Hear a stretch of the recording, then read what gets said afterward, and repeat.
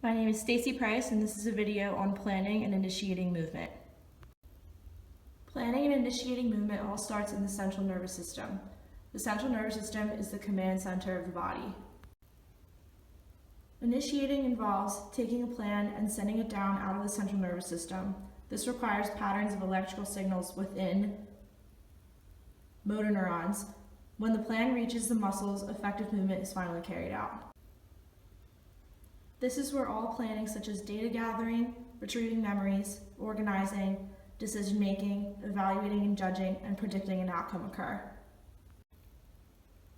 We're going to take a further look into the somatic system, which involves voluntary movement.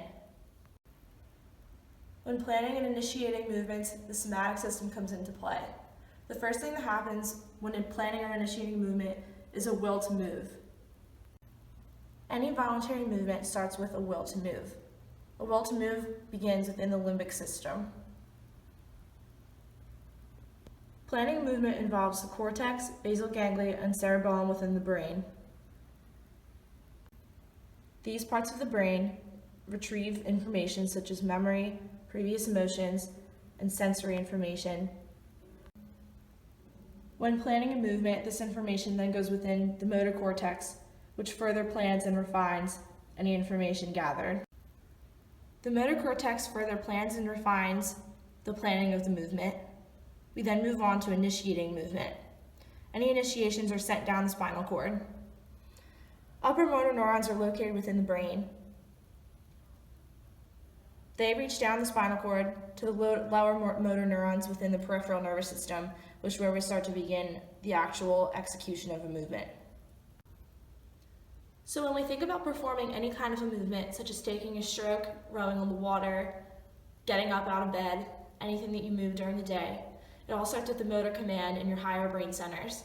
This then goes down to the lower portion of your brain, traveling down your spinal cord, and exiting to your lower motor neurons, which tell your muscles to perform and contract. We're now going to take a look at exactly how this process occurs at a typical JU rowing practice. Alright, so as we do this, we're really being conscious and aware of our control into the stern. Okay, nice and slow. So we're ready to turn that blade around.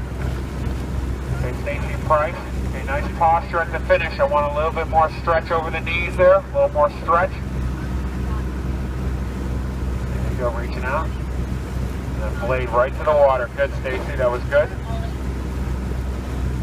Now as you pick it up all 8, try to keep the same adjustment, same adjustments in the hands.